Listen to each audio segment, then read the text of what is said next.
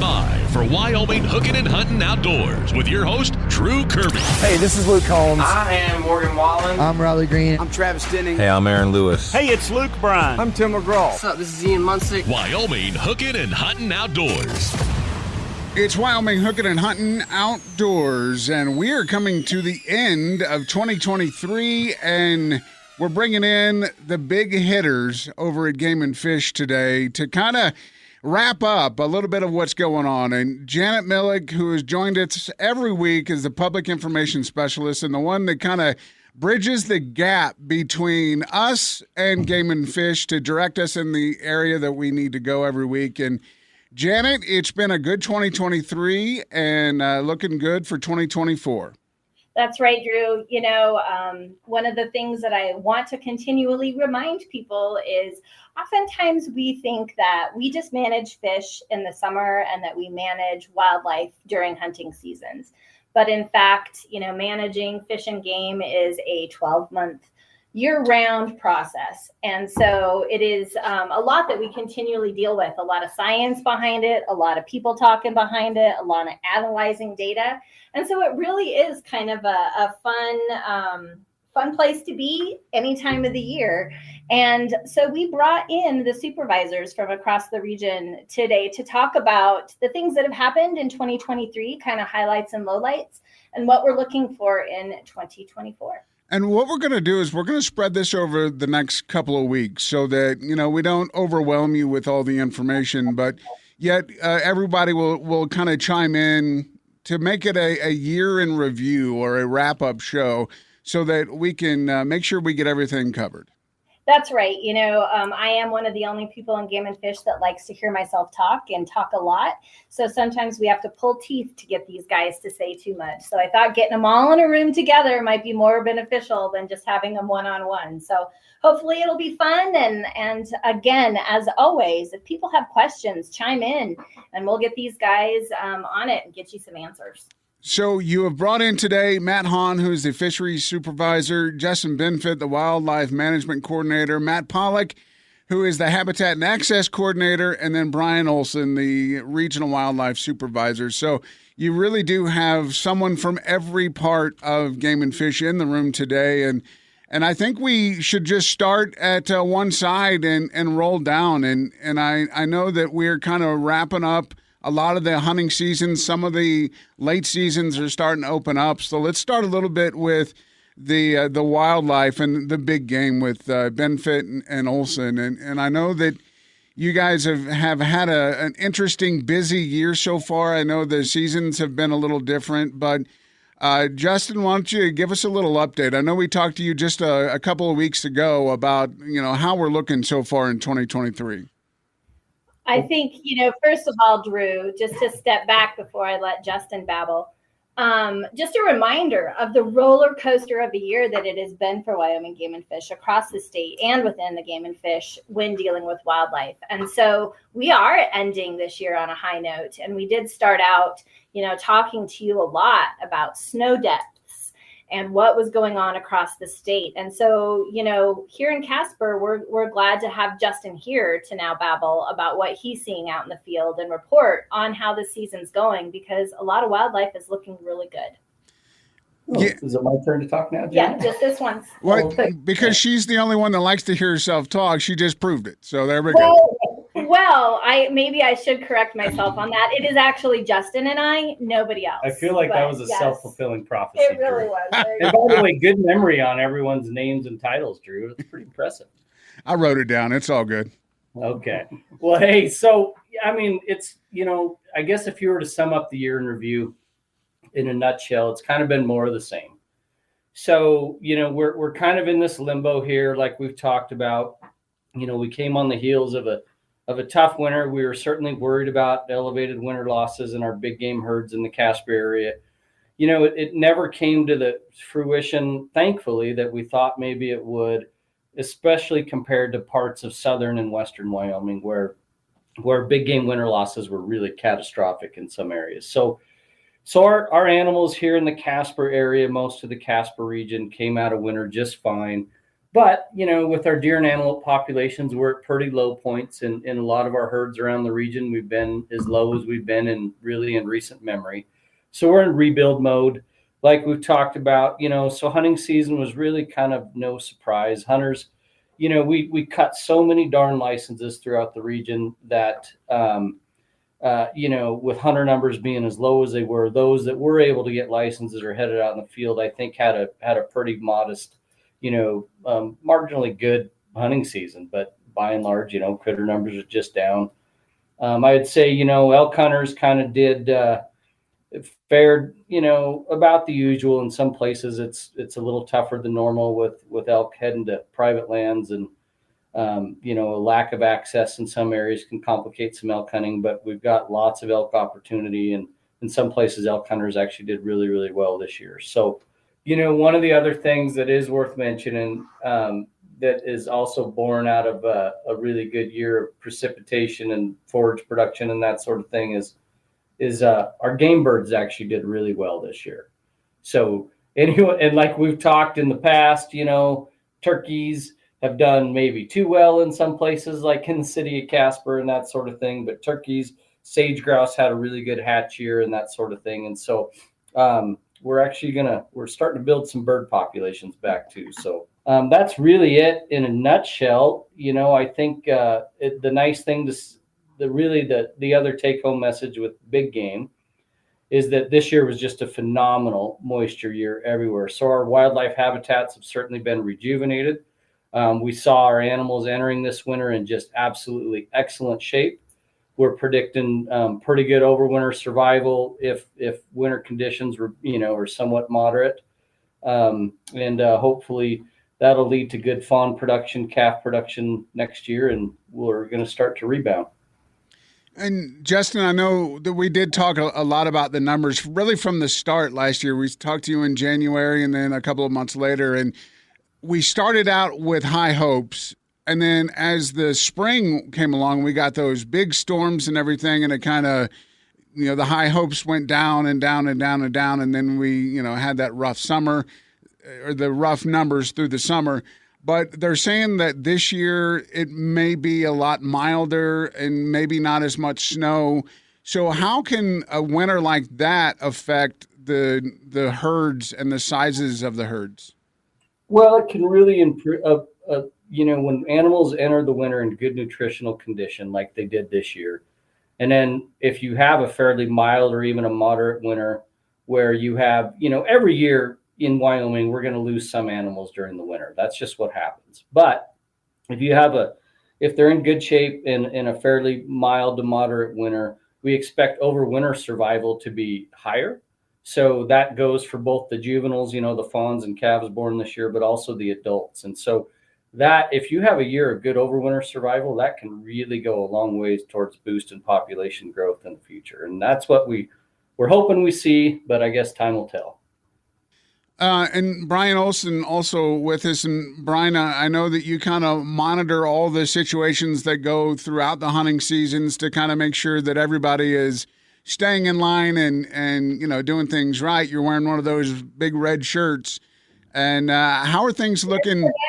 He's got to have the badge on it. The rest of us don't get the badge. Right, the red shirt with the badge. So how are things looking as far as, kind of how everybody moving along when it comes to, they're doing the right things and being in the right places and hunting the right places throughout the year?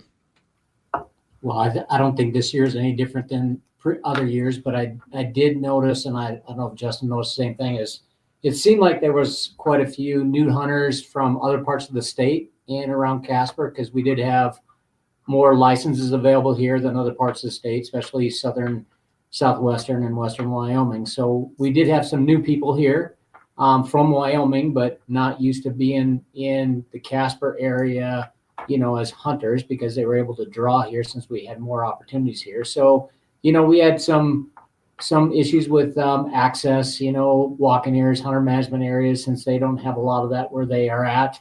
And actually they enjoyed their hunt because there was access available to harvest critters, and they might be more as in competing in future years to come to the central part of the state where we seem to have a few more careers. I'm sure that'll be like that for a few more years as other parts of the state start to rebound. But I don't think this year is any different than the past. Certainly you have people that make mistakes, which are things that happen, but and then other people that are just, stupid and make worse mistakes. But, things happen, and I don't think it's any worse. But it has been busy. Certainly it seemed a little bit slower at times, but as in for workloads and things like that, guys in the field, calls and things like that, is as many this year as we've had in the past. Drew, one of the things that we often say when it does come to the law enforcement side of things is hunters are not poachers and poachers are not hunters. And I think that that's something pretty important to remember, that there is a difference. And so, when a lot of these hunters are out making some of these mistakes that Brian is talking about, that's, it just happens sometimes. Some of the things are kind of challenging. For example, residency. It's something we call a false oath, but making sure that you have, the right amount of time that you have lived in Wyoming and that you can prove that, and you're not claiming residency in other states and all of those things is such a big difference. Like, does that mean when you hunt? Does that mean when you apply to hunt? All of those little things that can be kind of tricky that, folks unfortunately might end up with a ticket or a citation or warning on. And it's just more of a matter of, some folks just didn't understand and didn't take the time to ask the questions, or maybe, they just didn't understand. But as a reminder, we are here to help answer some of those questions because, I often get questions that I know this might shock the people sitting in this room that I don't know the answers to, because it is super challenging. They're all laughing at me right now. But it is something that can be a challenge to understand our regulations. So just as a reminder, these folks are here to help answer questions. Call the office and ask. And some of these citations that come through, might not happen. So I know, Brian, that part of your job is to educate. When, law enforcement isn't just there to write tickets and do bad, hurt people, but to educate in situations. So if someone's doing something wrong, your job is basically to tell them you're doing it wrong and here's what you should have done. And education is one of the things that we talk about a lot on this program, because there's good times throughout the year to become and get your kids and families involved with education. And I know that nobody who starts the day out puts on their badge and leaves the house to ruin somebody's day. And I know that you guys work hard not to ruin people's day. A lot of people are, think that that's what we're out there just to do, is to find criminals. But that's not what we're there. We're there out there to help folks, be successful and want them to continue to be successful, not only with themselves, but also their families. We want them to participate in the outdoors, residents and non-residents. And like I say, most of them are just, mistakes that people make that, all of us have run into in our lives. So it's a majority of the stuff that we run into in the field is very minor violations. A lot of them don't, they don't have, citations. They'll give warnings, but it's a case-by-case basis on what's going on in the field with the game warden and dealing with those folks. But certainly it's an education process year round, and, getting involved in the outdoors. If you're new to it, that's why it's so important to ask if you have questions on things, because there's so much to learn when you're outdoors hunting and stuff like that. And it takes time to learn everything. And most of us never learn everything when it comes to hunting outdoors. So it's one of those things is if you ask us, we'll help you out. And another opportunity for plug and hunter safety and taking your kids to hunter safety, and do it as a family and do it together. And you can help each other in the field that way to do the right things and at least enjoy yourself when you're out there. And I know that one of the most, I would say, confusing parts for a hunter is the access, because there's public access, there's, the HMAs, there are all the things you need a permit for, you don't need a permit for. But, it really comes down to if you're not paying attention, you could be really messing up. Yeah, a lot of people, most hunters that we deal with in the field have Onyx or some other form of tracking on their phone, so they know if they're on public or private land. And there is, in certain parts of the state, there's a lot of access available, public land access, but also our Access Yes program, which is walking areas, hunter management areas, and then our properties that the department owns, our wildlife habitat management areas and our other public access areas for people to use. And there's just a lot out there. And if you're new to hunting, it just is really important to come in and talk to us in the, at the office or your local game warden or biologist, because that's what they're there for, to help you be successful and finding those locations where you can actually be successful at hunting and for yourself or your whole family. So please, we're here to help you out and make your first hunt or your hunts every year to be enjoyable and successful. Very good. As always, Game and Fish, thank you guys so much. And tune in again next week. We will have more about a year in review with Wyoming Game and Fish Department. Stick around in just a few minutes. Talking with Brian from Rocky Mountain Discount Sports. It's Wyoming Hookin Huntin Outdoors. It's Drew and Brian Woodward from Rocky Mountain Discount Sports. And Brian, this winter has been a weird winter so far. We got really cold for a while, and then we got really mild for a while, and I'm sure we're about to hit back into the cold section. Yeah, it's kind of looking like we're going to get a big storm, and then maybe a couple of weeks of, easy living, and then another big storm, and maybe the weather's not going to be so bad, but every time we get that storm, it just brings people in looking for boots and hats and gloves. It's really interesting because we talk about being prepared a lot, and you and I went up elk hunting not long ago, and we were over prepared because the weather ended up being really nice, but then we got out and it was windy and chilly, and luckily we were prepared enough to be ready to go for that. But when people are coming in and they're like, okay, what am I going to buy my husband for Christmas? Or what about my son? Or my daughter loves to get outdoors. What do I do for her? Yeah, I mean, there's just a ton of different stuff, and if you kind of just listen to people and see, kind of what their needs are, and it's really easy to think of like in the moment about, hey, well, I need a new pair of binoculars because we just went deer hunting and maybe I scratched them or whatever the case is. But there's a lot of things that we do in the summer months that we kind of forget about during the winter months, and maybe it's just a new sleeping bag or maybe upgrade a tent or a new fishing pole, rod and reel, whatever the case is. So, we've got pretty much, gear to cover every season. And even though it's just Christmas and it's in the wintertime, don't forget about those summer sports or summer activities that, your loved ones are doing. I think about the trekking poles, which you guys have a whole wall of trekking poles and even snowshoes. And like you said, you think about the future of what's going on, around your family. And then you think in the moment too, because we're going to get cold eventually. It's going to be cold. There's no doubt about it. And you guys carry a line of buddy heaters and, all the different items to keep yourself warm. Yeah, I mean, winter is going to be here. It just hasn't failed us for the last 100 years. So it's going to be a time where it's going to be windy. It's going to be cold. You're going to want to be layered up. You're going to want to have the right pair of gloves. You're going to want to have the right jacket. So we've got a ton of that stuff, and maybe you don't necessarily know what style of gloves or hats. We've got a pretty good return policy, but there's always the chance to just get them a gift card so they can pick the gift that they want. One thing that I remember about Rocky Mountain Discount Sports, and one of the great parts is you have a layaway department. You have a section where somebody can come in, even if it's a rifle or a firearm, and they want to wait and get it for Christmas, or maybe even a box of ammo. You can put that on layaway now and then pay on it gradually until Christmas gets here. Yeah, we still got 4 weeks left, really, pretty much 4 weeks left before Christmas. So, there's still time. You can, put 20% down now and, kind of budget yourself for the next 3 weeks and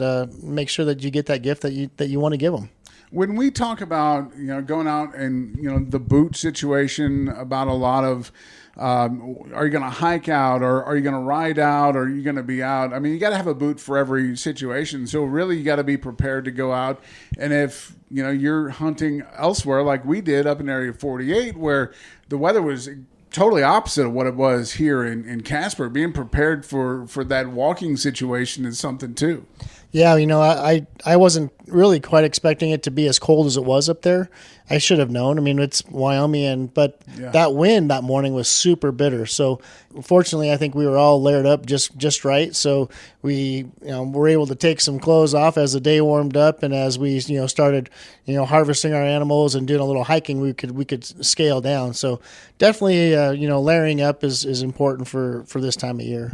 So maybe Christmas Day, the family gets together and they like to go out and they like to shoot rabbits or, shoot skeet or whatever like that. How's the ammo looking at this point? Ammo's looking really good right now. In fact, we're probably in the best shape we've been in for ammo in the last 2.5 years, maybe even 3 years since pre-COVID stuff. So, it's a good time to stock up and make sure that if you burned up a box of ammo during hunting season, maybe you use 5 or 6 shots, sighting in, maybe another 5 or 2 or 3, whatever it was during the season. Now's a good time to restock that, and it makes a heck of a stocking stuffer. And you know what else makes a good stocking stuffer is a gift card from Rocky Mountain Discount Sports, because then you let the hunter, the outdoorsman in your family go out and get what they need. Yeah, gift cards always kind of seem like, oh, geez, there's not a whole lot of thought involved in that. But, at the same time, if you buy a pair of binoculars that don't quite fit their need, that doesn't help them either. So, giving them a gift card, and, maybe that gift card is just enough for them to get a layaway started after Christmas. They've been looking for a certain gun, and maybe you gave them a $50 gift card, and that's just enough to kind of get them started. Gives them something that they can, work on for the next couple months. Get in and check out all the great deals they've got right now at Rocky Mountain Discount Sports, and really consider the gift cards and layaway. It's Wyoming Hookin Huntin Outdoors. It's Drew and Brian back for Rocky Mountain Discount Sports. And Brian, you and I have done quite a bit of hunting since I got here a couple of years ago, and you were kind enough to take me out and introduce me to a bunch of folks. And one of the guys that does a lot of hunting with you is kind of the guru of birds. That's what he likes to call himself. No, Wiley, no, not hardly. No, Wiley King joining us this week, and Wiley, thanks for coming on and hanging out with us here a little bit. And I know Brian and I have hunted with you a little bit over the last couple of years, but you've been doing hunting in Wyoming your whole life. Yeah, it's been interesting growing up here and getting to do all of it in some form or fashion. You go up and do some elk hunts and deer hunts outside of our general area, and you go up to the Du Bois area, and you guys have hunt camps up there. So, I mean, you kind of get the run the gamut on where you're hunting. Yeah, I started doing that 6 or 8 years ago, and it's just been a lot of fun. Every year's a little different. It's always a different challenge with the weather or the grizzly bears, or sometimes there's a ton of game, and sometimes there's seems like it's a dead zone. But does it hunt that particular part of the country? Does it hunt a lot different than the Casper region area? Is it more trees, or does it tend to be more like open ground like we've got around here? Yeah, I mean there's a lot of trees, but that's not a lot of different than Muddy Mountain, Green Mountain, sure, Ferris Mountain. But there's not so much sagebrush like we have right around Casper. Gotcha. When you shoot an elk in an area like that, Brian and I hunted in Area 48, and there was a lot of sage, and you go up there, are you tasting a difference than you do when you go on Muddy Mountain? I don't know that I could pick one stake over the other. I have had very good luck with the quality of game up there, mule deer and elk alike. Seems like those high country critters do seem to eat very well. Now, with the threat of bears and stuff in the area, do you have to kind of change your strategy on how you're hunting up there? I don't particularly change how I'm hunting, but it's what you do after you harvest something. Sure. If you have to leave something in the hills overnight, it's dang sure high alert going back in to retrieve the meat. Everything's hung up in trees. All your food's hung up in trees, camping, and that part of it is different. But as far as the day-to-day hunting, we really just kind of stay aware and do our normal stuff. Right. How's the environment when you're at camp? I mean, because it's a little different. You're not going in like a mile walk. You guys are really packing in there. Yeah, and sometimes we do trailhead camp, and that's always kind of fun. You can bring all the good food and drinks that you want to have, so it's not the backpacking hunt. But when we go in on horses, usually it's just one or two of us, or extra people, so 3 total maybe. Go light, and definitely a different experience. And You're not packing in like wall tents and that kind of stuff. Not generally. We do have some lighter tents that have stoves in them, but a lot of times we just sleep on the ground and maybe bring one little fly in case it does rain or snow. We're kind of time limited, so a lot of times it's in and out 3-4 days tops, just in between work, and still trying to do the backcountry thing, but limited on time. Right. Wiley, one of the things we also talk about a lot here is bird hunting, because that's where, Brian and I have hunted a lot, we fish a lot, and I know you and your brother and your dad, you guys, the whole family does a lot of bird hunting. And what kind of insight do you want to give folks on your bird hunting experience? I know you do a lot of it. As far as insight goes, I don't know if I have a lot. You just got to go. We always kind of have a running joke about moving the decoys, because they're never set perfect the first time. You learn a little something every time you go. Sometimes you have a brilliant idea and it works, and sometimes it doesn't. Hopefully we get some birds to hunt this year. Right now it's a little grim, but I think they're coming. Yeah, I mean, there's a lot of factors, right? I mean, you've got, a certain amount of birds, and then if you don't have any wind, and then if you don't, depending on the sun, if it's, in your eyes, and, sometimes you might want to side shoot them, so then you got to change, even decoy, not just decoys, but, the whole layout spread, has to be readjusted. And, sometimes we get it right, sometimes we don't. Sometimes it just gives us an opportunity to get up and stretch our legs and, maybe warm our feet up a little bit. But even though you might have been doing the same thing repeatedly with the same conditions every time, the birds are going to act a little differently each time, and whether it's goose hunting or duck hunting, and we don't get on each other when someone wants to move decoys. We're like, all right, give it a shot, see what happens, and when you find a group of guys that you can all work together and not question each other going, well, that's a dumb idea, and don't, well, you shouldn't put that over there. Eventually you figure it out. Well, and that's kind of one of the things too that a lot of people don't understand, is there really kind of is a science to it, because you make those adjustments on the fly of what's happening. So if the wind all of a sudden shifts on you, you've got to be able to move those decoys and get them in the right position so that you're in the right position for when the birds come in. Yeah, we've kind of struggled, and we've been on some fields that aren't necessarily all flat, so we might be hunting kind of towards the side of a hill, and the birds might short us, or they might end up on the top side of the hill, or maybe they end up on the bottom side. So it's kind of a matter of, well, how are we going to get these birds to land where we want them to? They landed short this time, so let's open up this pocket up here, and maybe we'll drag them up a little bit further so everybody gets a shot. Sometimes it works, sometimes it doesn't. It's the thrill of the hunt. We've been fortunate to have some really good days in the field, and it's worked out successfully for us. But we've had just as many, bad hunts. A lot of guys, even like with especially with social media, right? They're like, oh man, I saw you got this really big fish, right? And I'm like, yeah, but do you know how many days I was out that it took me to get that big fish? Right. So they're not always successful hunts. We take a lot of people out that, we're trying to give them opportunities to be successful. And even with all their knowledge, it doesn't mean that the animals are going to cooperate. Wiley, I know that it's a family thing with you. Your brother and your dad will all go. And I'm sure that, it's been passed down from generation to generation on how to hunt the Wyoming terrain. Absolutely. But again, it's just every day is a learning curve, and even think for a second that you got something figured out when it comes to hunting wild game would be silly, because we get schooled there, every year one time or another, and they can sure humble a guy pretty quick. Which is one of the great things about hunting, because when I was a kid, my dad said, if you never get buck fever when you see a big buck come in front of you, you probably don't need to hunt anymore because you're over it, and I know, and I'm from experience with you guys, that you still get the buck fever, duck fever, goose fever, and that's kind of the best part about it. Oh yeah, especially hunting with the family. They better be on their game if they want to beat me out of the blind. Well, I'll tell you that it's cool to be able to get out and hunt here in Wyoming, and if you don't get that opportunity, ask somebody, because if you know any hunters, they're going to take you out and they're going to put you under their wing. So get out and do that, and make sure before you get out there that you're prepared by coming in here at Rocky Mountain Discount Sports. It's Wyoming Hookin Huntin Outdoors. It's Drew back on Wyoming Hookin Huntin Outdoors, and we've had a really good relationship over the last couple of years with the Mule Deer Foundation of Wyoming, and Sean Blazak is the regional representative here. And Sean, we appreciate you coming on, and always love hearing about how mule deer are being treated, and and moving along here in Wyoming. Yeah, we appreciate being on. We like the way you guys care about the animals here in Wyoming, and we're always out here to try to help protect our wildlife and conserve mule deer.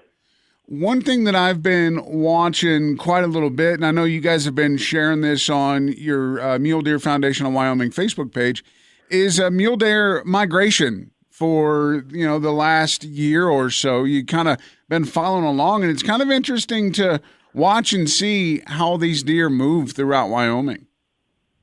Yeah, it is really cool to see. The Wyoming Migration Initiative actually takes the lead on that, and they do a great job. They got a bunch of new, better collars on these animals, including one that has video and stuff. So we get a bunch of cool footage, and we get to see where those animals are moving. And they're in one of our major, migration corridors, which there are several throughout the state.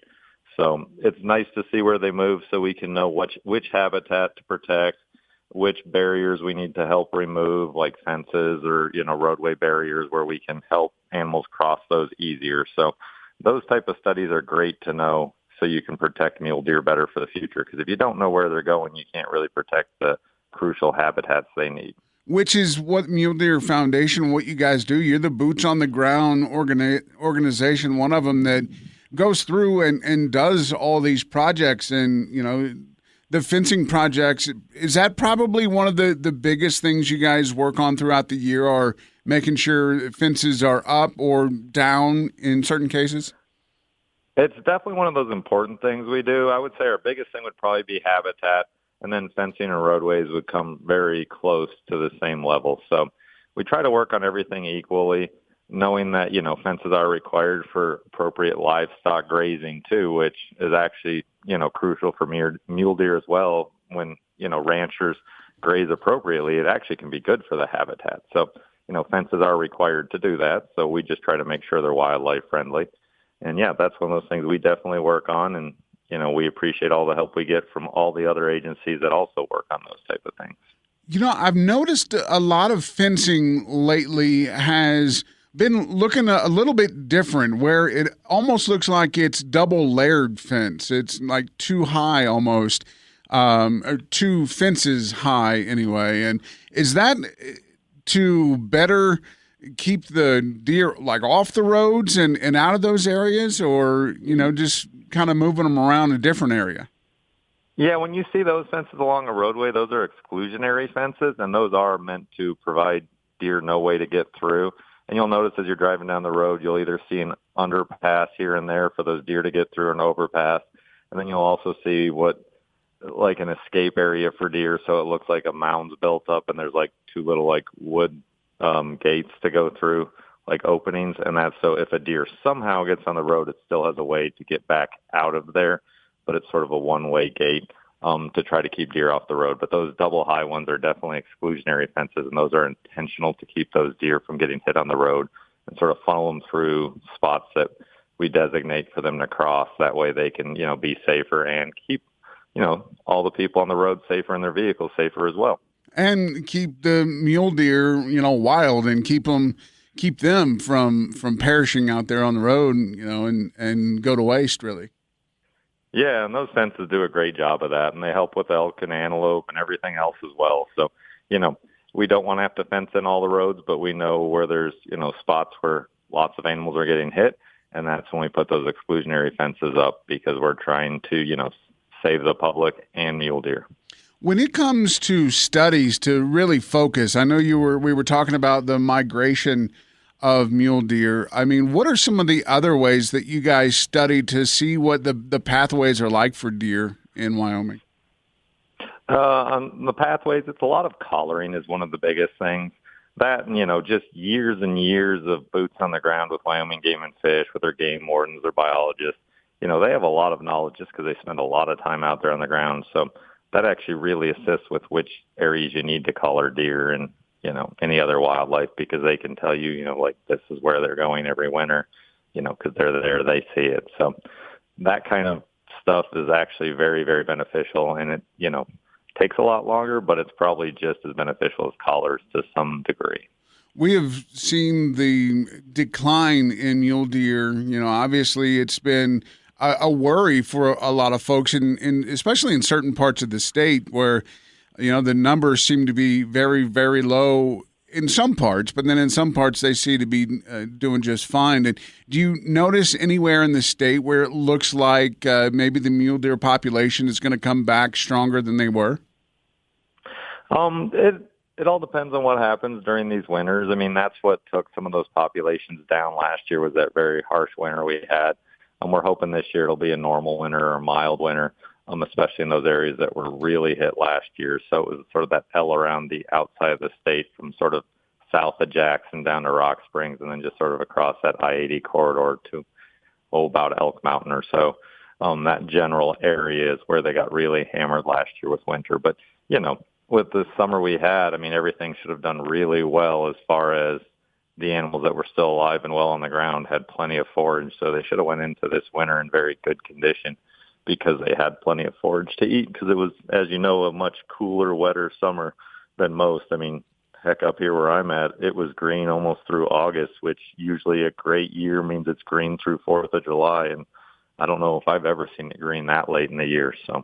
Yeah, I've heard many people say that they can't remember the last time that they saw Casper Mountain so green through so much of the year. So that definitely is a promising thought, and all the work that's being done to for the conservation part of it and the habitat is working and paying off. And you can see that with the populations coming back, hopefully stronger than ever. But you guys do a lot of things all year long to make sure that there's money to be able to go out and do these kind of projects. And I know one thing that you've done is you've worked with Wyoming Whiskey, and you've worked with some of the other alcohol distributors and stuff here in the state. And you guys just launched another new beverage.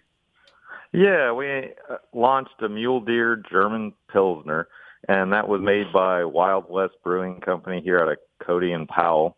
And they're going to actually distribute that statewide in cans, so you should be able to find it at your local distributor here.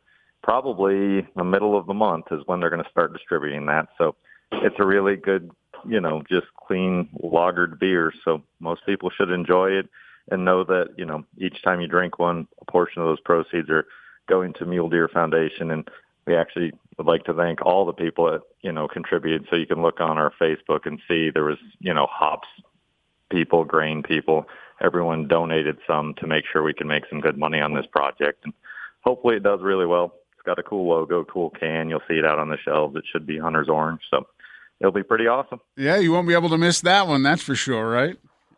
Yeah, plus it's got a big drop tine mule deer with sort of a hop per head on it. So you'll see the logo out there. I'll get some stuff up, and we'll have some merch out there too for it. It's just a cool project. And, Wild West Brewing Company is doing a great job for us, and they're making sure we make a good chunk of money so we can actually get money on the ground for mule deer.